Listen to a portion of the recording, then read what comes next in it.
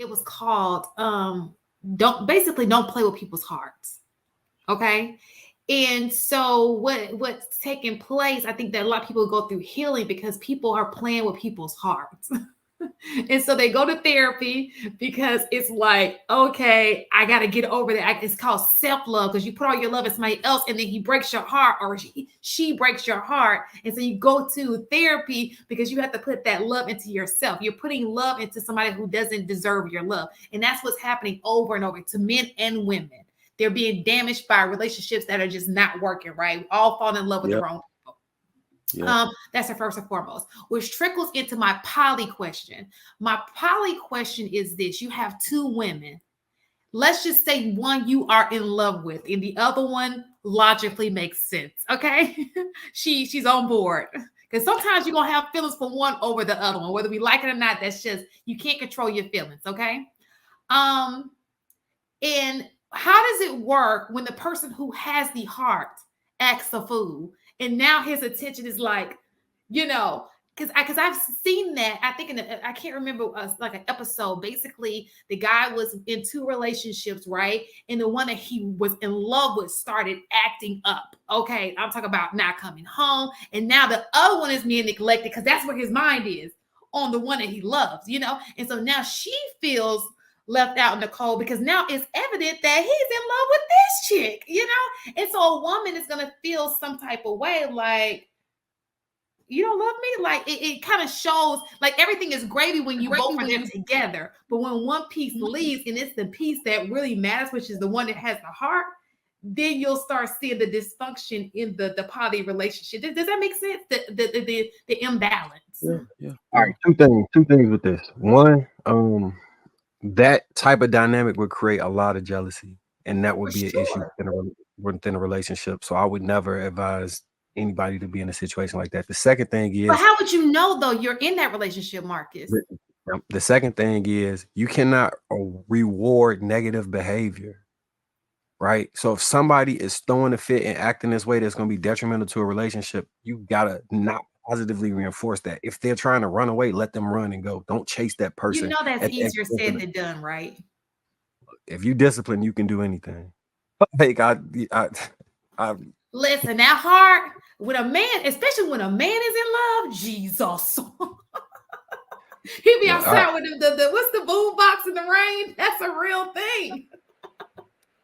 So look, I told you before I was like engaged before, and in order for me to make that relationship like work or do the work that it took to make that relationship work, I would have had to kind of reward negative behavior in order to get over the hump of what we were facing, right? But I looked at that and said, long term, this will not be effective because what I'll be doing is incentivizing this person that this is okay because they're mad or whatever, and it will continue down this path. So I walked clean away, and I took time to myself and healed. And I had a lot of love for that girl. When you discipline enough and you understand like dynamics within a relationship, you understand some things are not going to be they're counterproductive. And what you described is something extremely counterproductive. And if a man fall victim to that both those relationships will end. So I wanted to jump in on that as well.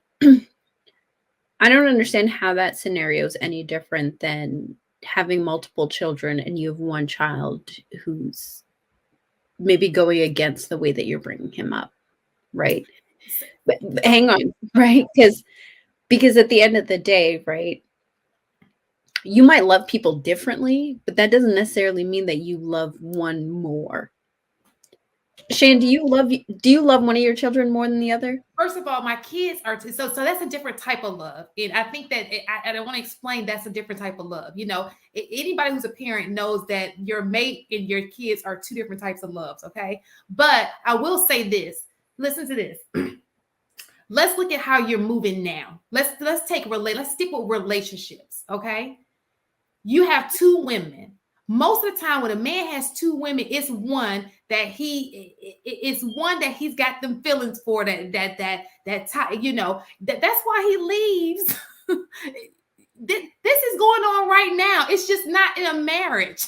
It's just he's dating two women. It's one who has his heart and the other one he can't let go of because it just makes sense. She's perfect. He just can't let go of her. And you understand what I'm saying? Like, it's going to be an imbalance in there. You can love it. So this is my thing. You can definitely love two people. Absolutely. But it could be one that you have a more passionate, like, that's your heart, like, that's like, yo, like, that's my dog. You know what I'm saying? Like, that's the one. I can't live without this person. So look, I think the example about the kids is probably the perfect example, because you love the kids equally. You appreciate different things about them, and that doesn't diminish how you feel about either kid.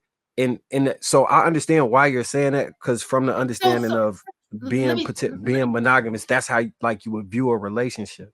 But if you were able to take yourself out of that scope and look at it from a different lens, you would understand it's not like a finite, like I love you 38% and love you 72%. That's not how that will work in that scenario. Assuming that you find two people that you can love, okay? That's an assumption, okay? Because you could be just getting two women because they were available for the opportunity. So that's first and foremost. But second is this. Let's take kids in consideration. I love both of my kids dearly. But one kid is a problem child. So that kid ends up getting all of my attention because he's a problem child and I have to reel him back in. That doesn't stop the fact that the other one might feel neglected because I'm doing everything right. My mom's focus is on this kid, not because she doesn't love the person, but because this kid needs extra attention because he's doing things that the focus is on that person. But that won't take away the fact that this kid who is doing everything right may feel neglect. Like, I've been neglected all my life because your focus was on, and it has nothing to do with love. It's just that their focus was on that other kid. You understand what I'm saying? But the other kid may indeed feel abandoned. But so to that point, like, it's a skill set, whether it's within parenting or in a relationship, you still have to do what's right. And what's right is that you give the attention that the problem child needs while still giving attention and rewarding the good behavior of the child who's behaving appropriately, right? But you have to know what you're doing to balance that so that nobody's neglected. And that was what I was saying in the very beginning. And the last time we talked about this, Harrison had kind of pushed back on me. It's a skill set. You have to know how to handle those situations. You have to have a game plan going into it to make sure nobody's feeling neglected. Because yes, that situation you're talking about is tricky when it's just the two women. And then you introduce children into the mix and it's that much more challenging, right? It's like you have to be up here. You have to be like elite and trained for this in order to be able to take all of that on, which is why I say it's not for everybody, because you can cause way more harm by doing it the wrong way. And I think that's what I'm pointing out. I'm not saying there's anything wrong with it, but I'm adding on different variables that take place. For example, what if you get two women? Like I said, one you're not really in love with, but she's available for the opportunity. She just looks good on paper. You know what I'm saying? But the other one you are. Now, it would be perfect if you were like Marky Mark, who said, no, I love both of them. But sometimes it just doesn't end that way. You tried and you tried. Was that your impression of how Marcus talks? I just want to know. Sorry. Let me just like trigger Mike. He may think there's no other woman I can love as much as I love my wife. You know what I'm saying? And he may try it and be like, I feel like there's no other woman I can love as much as I love my wife. You know what I'm saying? So I think that you're absolutely right in that. So I guess I'm agreeing with you and just pointing out for people who are thinking about it. It's just not for everybody. Because if you're not perfectly into it the way that Marcus seems to have it down pat, it can be a screwed up situation. So what happens if you're in a relationship and you fall out of love with the person you with? Or what happens if you get cheated on in a relationship and she has sex with your neighbor? Or like that's how this scenario sounds. It's like the worst case scenarios. You know what I mean? I don't think what I'm saying to you is this is a realistic situation because that's what's going on. It's just not happening in marriages. You know what I'm saying? And so what's happening is people are dating multiple people, right? But they got that one that they like. That's the one,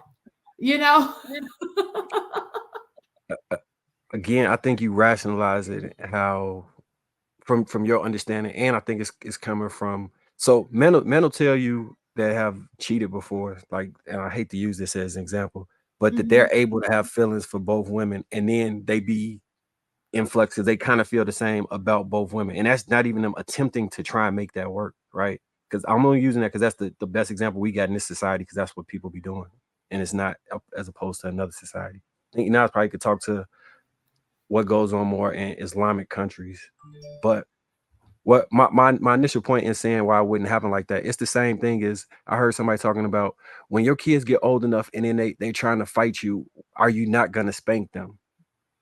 And my point to that was, it doesn't start at the moment where they trying to fight you. It's a lot of work that goes in prior to you get to the point that things have escalated to that part. And it's structures and discipline that occurs in order to prevent that scenario from happening, in order to prevent that type of dichotomy between a relationship from happening, in order to make sure you do things equally amongst both people. And to paraphrase it, to jump back to the children analogy. So when somebody who's trying not to spank their kids hear that question, it comes off wrong because they like, I've already done the work to prevent it from getting to this point.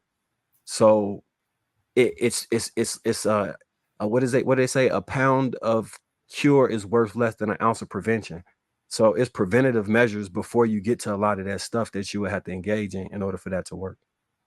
And I think too, I think it's like I said, it's a lot of variables in the situation, because sometimes it's not even just about him, it's about the other person. Because sometimes when women know that they got your heart, they start acting. I mean, now the women these days start acting a fool. You know what I'm saying? And that's where the discord.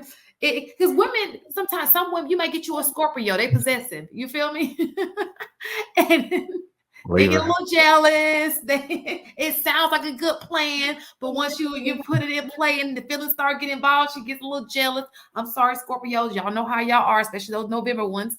So I'm just putting out each